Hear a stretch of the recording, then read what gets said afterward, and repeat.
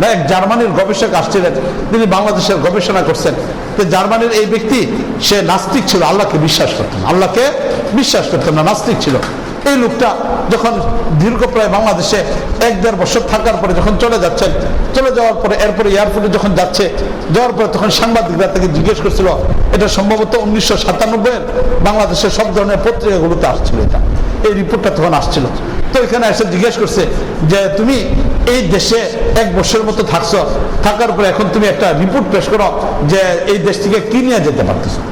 তখন সে বলছে যে আমি এই দেশে 1 বছর থাকার পরে একটা গবেষণা করছি, এই গবেষণা আমি পরিপূর্ণ সফলতা অর্জন করে যাচ্ছি।